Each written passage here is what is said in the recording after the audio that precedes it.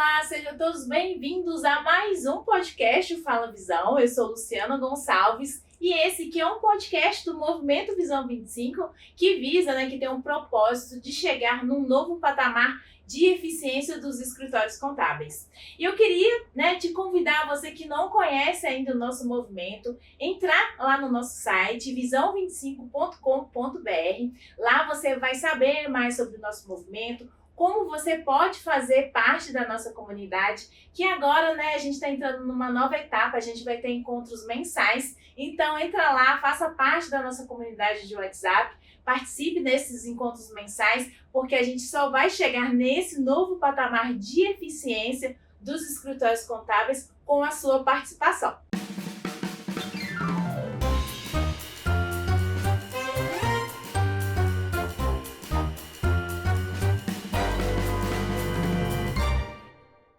E nesse episódio a gente vai falar um pouquinho de um desafio que é bastante recorrente dentro dos escritórios contábeis, que é o desafio da gestão do tempo e das demandas ali dentro do escritório.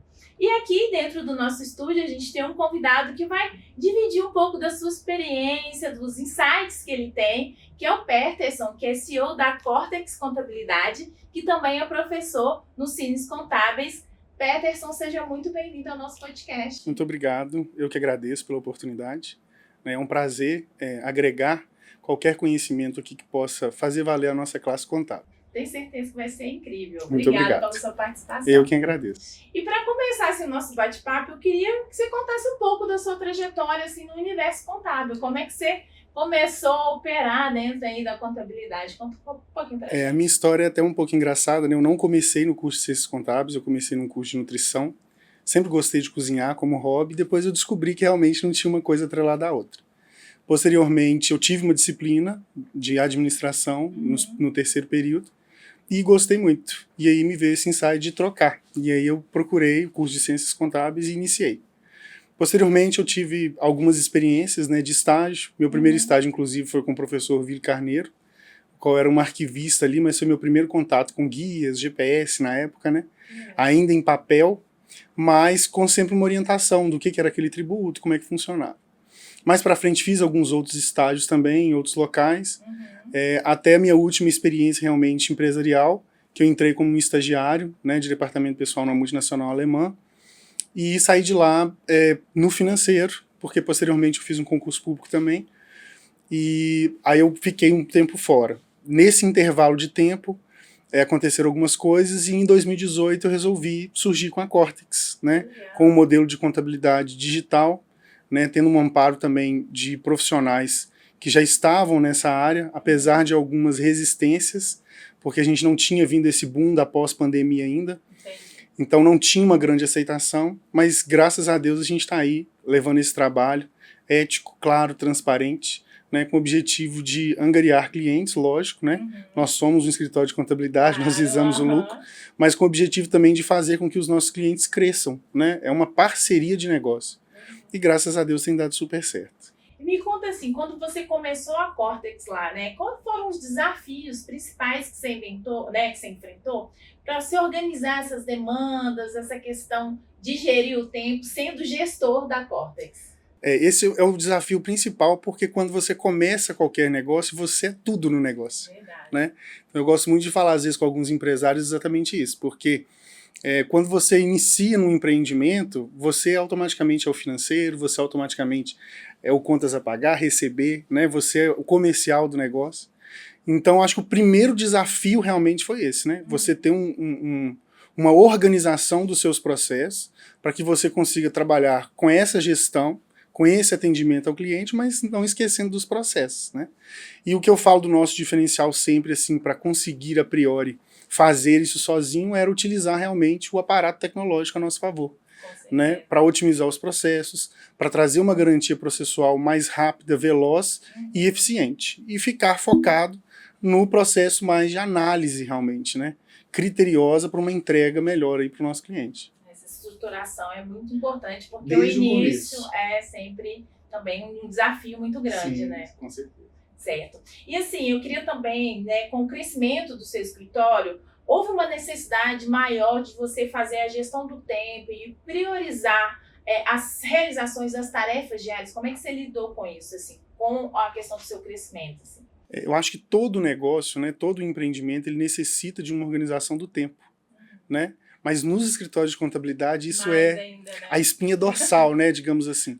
Primeiro porque nós trabalhamos com muitas obrigações, principalmente Prazos, fiscais, e prazos que são praticamente um atrás do outro, né?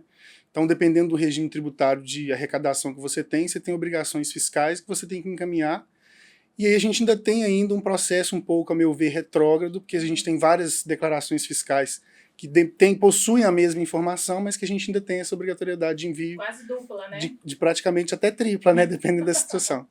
Mas o processo realmente para a gente conseguir lidar com isso é trabalhar também com a metanoia no cliente, né? Porque ele precisa cumprir os prazos para conosco para que a gente consiga cumprir para com o governo como um todo.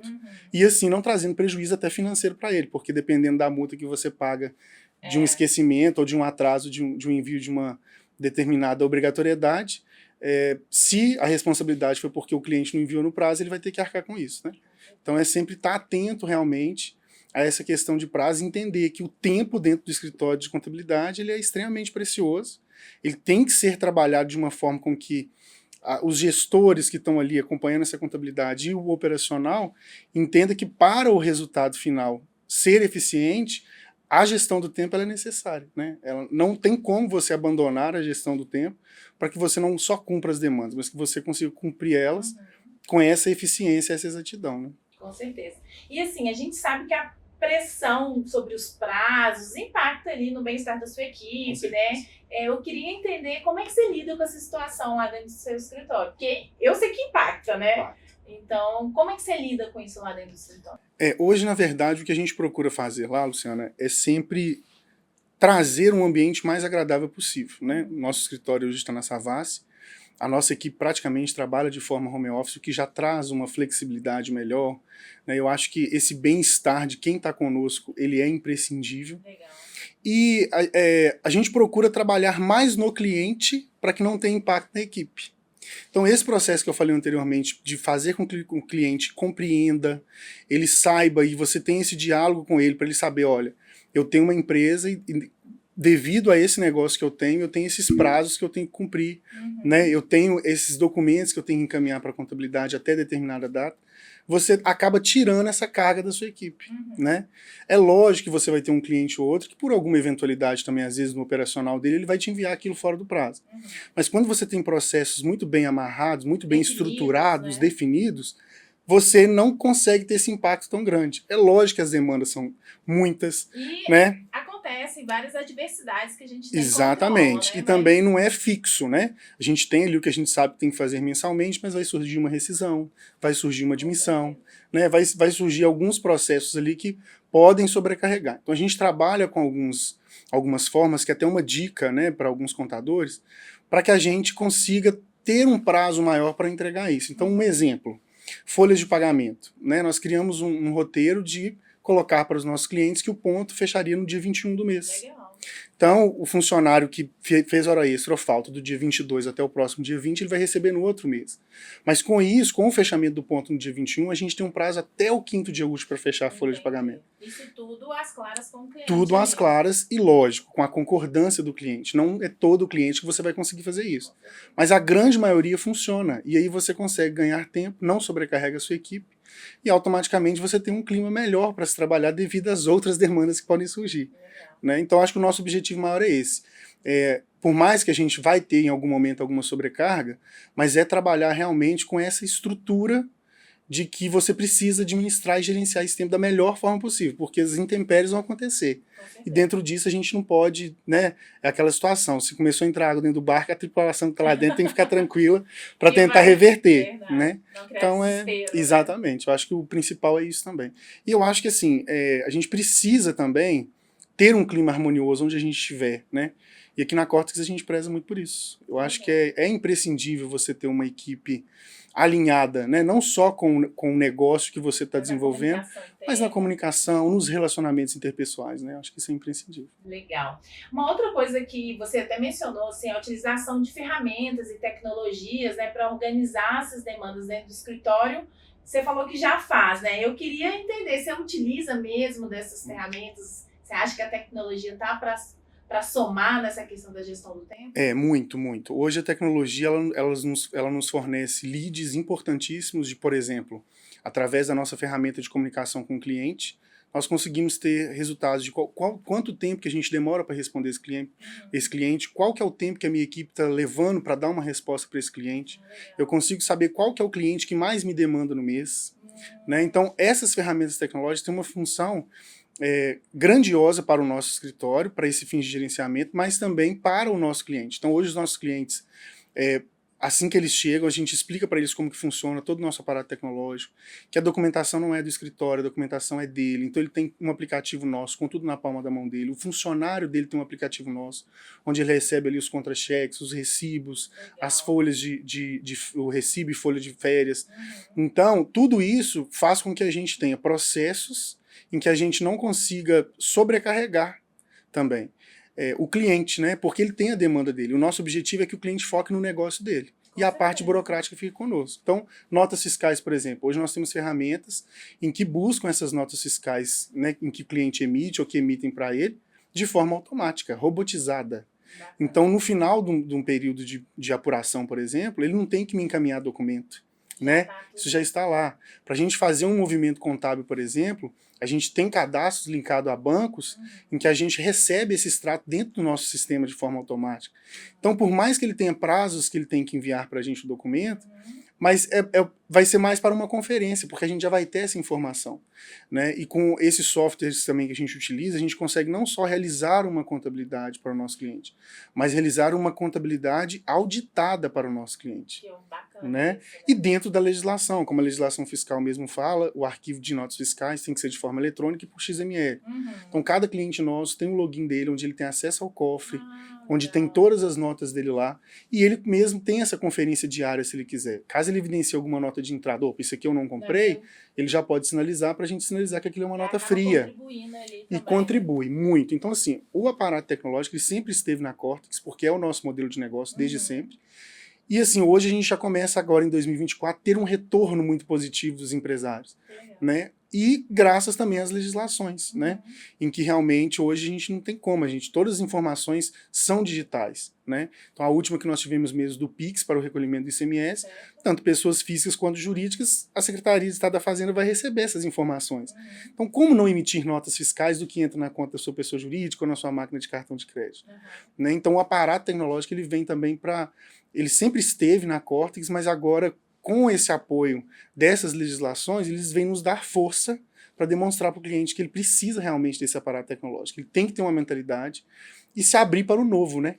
E mudanças, elas não são confortáveis, mas elas também não precisam ser de uma forma abrupta, né? A gente sempre orienta o cliente, ó, se você não sabe, nós temos vídeos explicativos, nós orientamos como que deve utilizar. Então, ter esse tato com o cliente também e não confundir. A tecnologia, meu ponto de ver, não pode substituir o ser humano. Isso que nós estamos tendo aqui tem que acontecer. Com certeza. Né? Mas é muito importante. Legal, contribui bastante. Muito, né? muito. Verdade. E Peterson, também queria te perguntar que além das suas rotinas operacionais ali dentro do escritório, o contador sempre tem uma necessidade de uma educação continuada, né? Continuar sempre ali se atualizando. E eu queria entender assim, como é que você faz esse equilíbrio desse tempo, né? Das suas rotinas operacionais e a questão da educação continuada lá no escritório. Essa questão eu vejo até mais do que um equilíbrio, mas uma necessidade. Né? Nós temos nichos específicos de cliente que nós atendemos, mas nós podemos sempre estar dispostos a abraçar mais um nicho de cliente. Mas para isso a gente tem que conhecer. Né? Eu falo que você não pode, nós não temos esse critério na Cortex de chegar a um nicho específico, eu quero a sua contabilidade. Mas antes a gente faz uma análise, eu vou conseguir te atender de forma eficiente? Eu tenho o conhecimento para te entregar uma elisão fiscal, ou seja, uma redução da sua carga tributária, que vai impactar, que pode trazer uma maximização do seu lucro? Então a educação continuada, ela visa exatamente isso. Então, né, além de ser bacharel em ciências contábeis, professor também no Sines Contábil, lecionando o curso de Constituição, Alteração e Extinção de Empresas, Eu sou pós-graduado também em Controladoria e Finanças, Gestão Fiscal e Tributária, e falando em educação continuada, estou agora me especializando no MBA em normas internacionais de contabilidade, para abrir mais esse leque, né? Quem sabe a gente não consegue pegar até uma multinacional mais para frente, mas para isso a gente tem que ter bagagem. Então, o que eu quero deixar claro, assim, para qualquer contador, é que para que você tenha uma estrutura de negócio favorável, para que você consiga ter uma entrega eficiente para o seu cliente, você precisa colocar como prioridade a sua educação continuada. Não tem como, hoje, um contador, em 2024, não ter essa mentalidade de que para que você consiga agregar algo ao negócio de alguém, primeiro você tem que ter esse conhecimento específico para que você consiga fazer essa diferença. Né? E é muito gratificante quando a gente tem um retorno do cliente, desde coisas mínimas, ao você fazer uma contabilização, por exemplo, mais tecnológica, o cliente perceber e identificar para você, cara, eu tive uma redução de material de expediente aqui devido a isso, porque você me trouxe essa atenção. Né? Até coisas mais complexas, como uma redução de carga tributária a ponto do cliente desconfiar de você. Porque ele paga uma carga tributária tão alta que quando ele vê um serviço sendo realizado, ele assusta. Cara, mas isso está errado, como que isso está acontecendo? Você está calculando errado. Tem alguma coisa errada. Mas graças a Deus nossos processos são muito transparentes, né? E nós temos toda a memória de cálculo para apresentar para o cliente, para demonstrar. Graças a essa educação. Então, assim, é trazer realmente essa mudança de pensamento de que, lógico, eu entendo, cada contador vai ter a sua... o seu momento dentro do seu escritório. Hoje eu estou numa situação em que eu consigo me dar mais esse... Porque você estruturou muito bem os processos ali para gerir esse tempo melhor e pode se dedicar à educação continuada. Exatamente. E aí entra muito justamente no tema do nosso podcast, né? Que é esse gerenciamento de tempo. E ele é imprescindível. Então, assim, criem rotinas, coloque os horários realmente para ver o que você tem que fazer e se priorize. Você é o coração do negócio. Então, você está ali tanto para você adquirir esse conhecimento, mas quanto para você transmitir esse conhecimento também para sua equipe, né? Então, é fundamental. A meu ver, a educação continuada, como o próprio nome diz, ela tem que ser contínua. Ela não pode parar. Tudo está mudando a todo momento, né? A gente tem um processo de transição da reforma de 26 a 33, e a gente está estudando desde 2019, né? Então, é sobre isso, né? É não parar. E eu acho que tem muito a ver também com o que você ama fazer. Eu acho que quando você ama o que você faz, é tudo mais fácil e tudo mais leve, né? Verdade. Mas é isso. Legal. E outra coisa que eu queria te perguntar, assim, você que já está aí, né, nesse patamar de uma gestão de tempo muito equilibrada, né, já se dedicando até na questão da educação continuada, queria que você desse algumas dicas para quem está começando mesmo, assim, como que a pessoa pode melhorar essa gestão de tempo dentro do escritório. A gente sabe... A gente começou com essa pergunta que era um grande desafio, né, quem está começando a gerir. Mas se você tiver alguma dica, assim, que dica que você daria para quem está começando? Eu vou dar a dica que eu recebi, na verdade. Comecem. A gente, quando não empreende na área contábil, a gente tem muito receio, né? O que eu vou fazer? Como que eu devo fazer? Como que eu devo proceder? E eu ouvi muito isso, né, quando eu comecei. Inicie. Então, às vezes, o contador, talvez ele não tenha nem ainda um registro. Mas quais são as atividades que você pode exercer sem o seu registro? Né? E a base é a busca do conhecimento mesmo. Né? Então, hoje a gente tem uma internet vasta, uma inteligência artificial vasta, para que a gente encontre e consiga saber como que eu devo começar, qual a forma que eu devo começar. E isso é muito individual, é muito pessoal. Né? Na minha época mesmo, quando eu resolvi iniciar, e eu ainda não tinha um registro, eu atendia MEI. Porque tinha serviço que eu podia oferecer. E já era um serviço diferenciado. Então, por mais que às vezes eu não tinha uma lucratividade tão grande, mas eu tinha um retorno. Por quê? Às vezes você pode oferecer um BPO financeiro para um MEI. Por que não? Né? Então você tem hoje algumas ferramentas, você tem metodologias que você pode utilizar, mas o conselho que eu deixaria é comece. Né? E comece sempre embasando no conhecimento. Né? Então se especialize em algo. Eu acho que a gente, como todas as áreas, não queira abraçar o mundo, né? Se especialize. O que eu quero atender? Qual que é o tipo de cliente que eu vou conseguir dar um retorno para ele? É esse? Então se você vai começar, se especialize nisso. Seja o melhor nisso. Seja a referência nisso. Né? E não tem erro. Não tem erro. E respeite uma coisa que eu aprendi, porque eu não sabia como lidar com isso, mas é compreender que o tempo vai te trazer essa expertise, esse reconhecimento, e que você tem que ter paciência mesmo. É uma coisa que eu tive que trabalhar, e é o processo também de amadurecimento empresarial, né? você compreender que o esforço ele vai ter um tempo para que você tenha esse reconhecimento. Mas inicie, eu acho que de qualquer forma é isso. Se é o que você ama, que você gosta, inicie, crie processos bem alinhados, mesmo que sejam coisas pequenas que talvez você considere. Converse com o seu cliente. Converse muito, dialogue com ele, entenda as mazelas, né? Eu acho que a espinha dorsal é qual é a sua dor, né? O nosso símbolo, que é o caduceu, não por coincidência é o mesmo da medicina, e a gente é os médicos, nós somos os médicos das empresas. Então, a gente precisa cuidar desse cliente, a gente precisa entender qual que é a dor dele e sanar, né? Ou pelo menos amenizar.